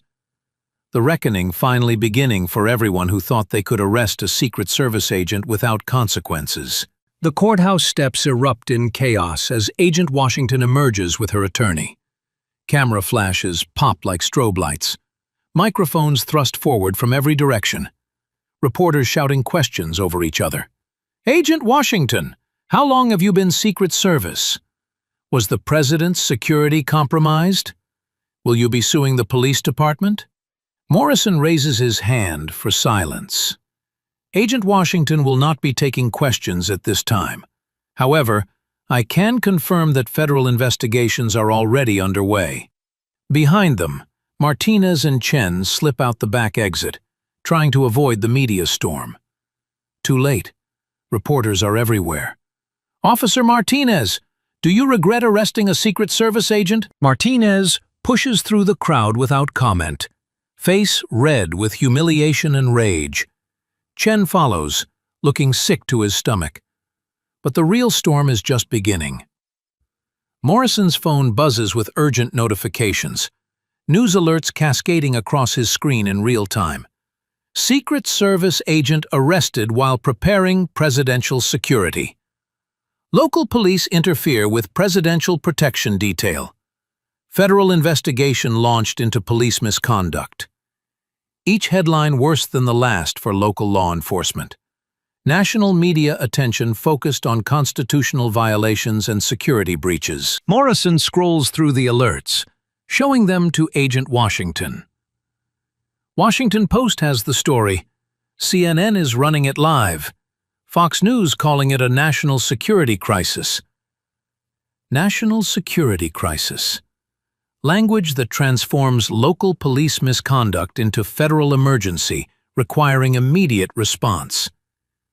Agent Washington's secure phone rings. She answers immediately. "Agent Washington." Her supervisor's voice carries clearly through the speaker. "Janelle, thank God. Are you injured? Do you need medical evaluation?" "No injuries, Director Collins. Ready to resume duties." "Negative. You're on administrative leave pending security review. This incident compromises next Tuesday's operation." Compromises the operation. The presidential visit that required her advanced security work. Her wrongful arrest has created security vulnerabilities that take days to assess and address. "Sir, with respect, I can return to duty immediately." "Agent Washington, this is not negotiable. Your arrest was captured on video and broadcast nationally. Every potential threat actor now knows you're part of the President's Protection Detail." Every threat actor. Terrorists and criminals who study Secret Service operations looking for weaknesses. Her public identification as presidential protection eliminates her effectiveness as an undercover advance agent. Morrison makes notes on his tablet as he listens. Civil lawsuit implications. Career damage. Professional reputation destroyed by wrongful arrest. Additionally, Director Collins continues. Department of Justice is launching full investigation. FBI Civil Rights Division is taking over the case. Your testimony will be required for federal prosecution. FBI Civil Rights Division. Elite prosecutors who handle the most serious police misconduct cases. Federal authorities who don't negotiate plea deals for constitutional violations. The phone call ends, leaving Agent Washington standing on courthouse steps, surrounded by media chaos and career uncertainty. Morrison's phone rings immediately. Unknown number with Washington, D.C. area code. Morrison Law Office. Mr. Morrison, this is Deputy Attorney General Patricia Stevens, Department of Justice, Civil Rights Division. Deputy Attorney General. Second highest-ranking Justice Department official. Federal authority that commands immediate attention from everyone. Ma'am, Morrison replies, stepping away from the crowd. How can I assist? We're opening federal investigation into the arrest of Agent Washington. Title 42 U.S.C. Section 1983 Civil Rights Violations.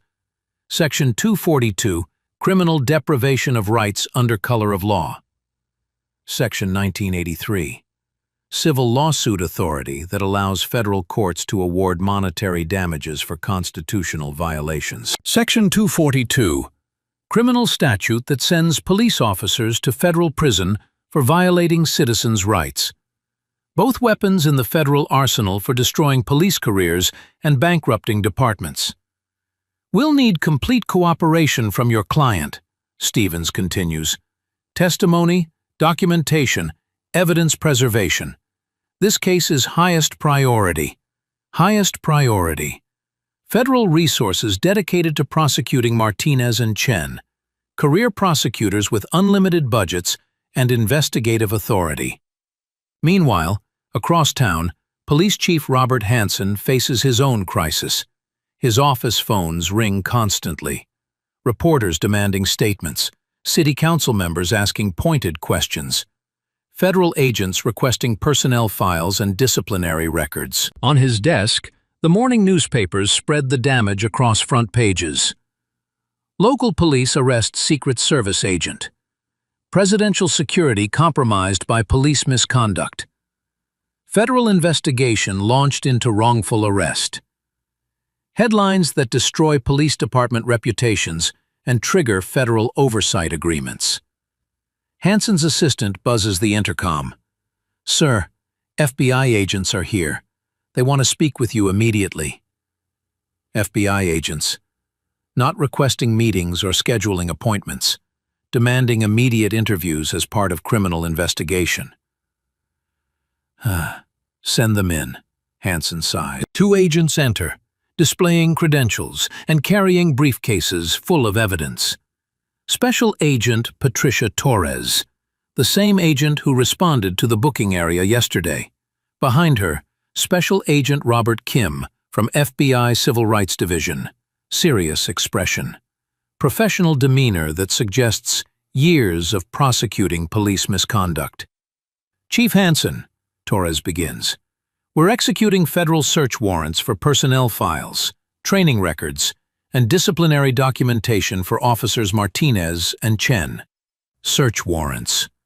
Federal court orders that can't be refused or delayed.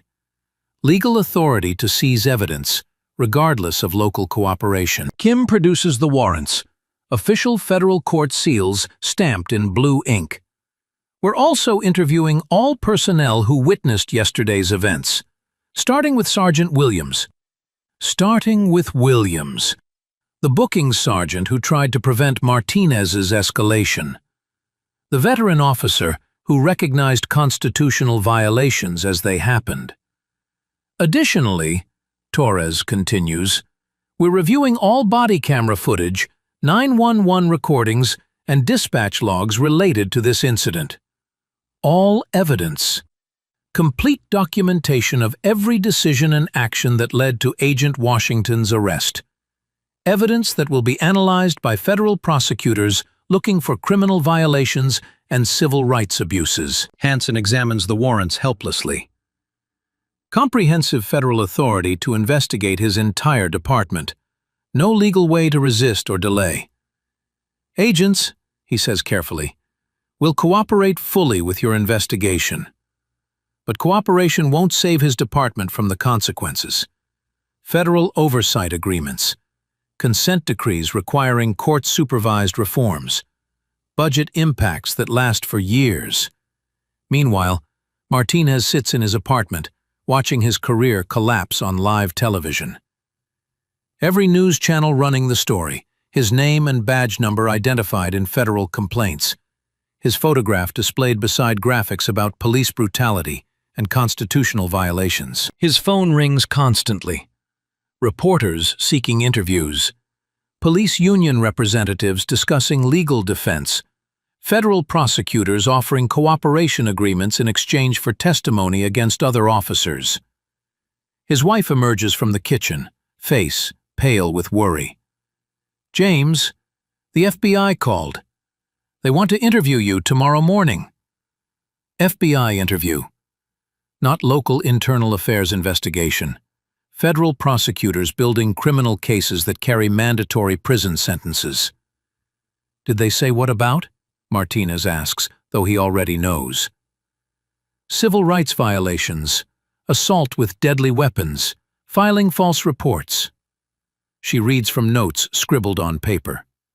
"They said you should bring an attorney." Bring an attorney. Legal advice that suggests criminal prosecution rather than administrative discipline. Martinez stares at the television screen showing Agent Washington walking up courthouse steps. Professional composure despite everything he put her through. The woman he arrested for working late. The federal agent whose security work he criminalized as trespassing. The Secret Service agent whose wrongful arrest just destroyed his career and possibly his freedom. Chen calls during the evening news coverage, voice shaking with panic. "Martinez, they want to interview me too. FBI Civil Rights Division. They're treating this like organized criminal conspiracy." Organized criminal conspiracy. Federal prosecutors who see patterns of misconduct rather than isolated incidents. Investigators who examine entire careers looking for similar violations. "What did you tell them?" Martinez asks.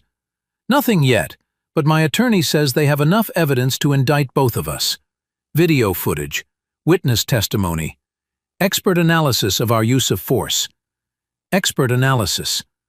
Police practices consultants who testify about proper procedures and constitutional requirements. Professionals who explain to juries why Martinez's actions violated every standard of reasonable law enforcement. The news coverage continues through the evening. Each update worse than the last for local police. Department of Justice announces federal pattern and practice investigation. Pattern and practice. Comprehensive review of entire police department operations. Federal oversight that examines every arrest, every use of force, every citizen complaint. Secret Service requests congressional hearing on local interference with presidential security. Congressional hearing. Political accountability that forces public testimony about police misconduct. National stage for exposing constitutional violations. Civil rights organizations file federal lawsuits seeking monetary damages. Federal lawsuit. Civil court proceedings that award financial compensation for rights violations. Personal liability that follows officers throughout their lives. By midnight, the scope of federal response becomes clear. This isn't just about Martinez and Chen anymore. It's about systematic reform of local law enforcement. Federal intervention that changes policies and procedures permanently. Agent Washington's wrongful arrest has triggered the kind of comprehensive accountability that transforms police departments forever. The receipts are complete. The evidence is overwhelming. The federal response is unstoppable. The showdown between local police authority and federal civil rights enforcement is over. Federal power won decisively, completely, and permanently. Martinez's career is finished. Chen's future is destroyed. Their department faces years of federal oversight and court-supervised reform, all because they arrested a Secret Service agent for doing her job. All because they thought a black woman working late didn't belong in a federal building. All because they never imagined that their victim was trained to fight back and authorized to call in the full power of the federal government. The reckoning is complete. The consequences are just beginning.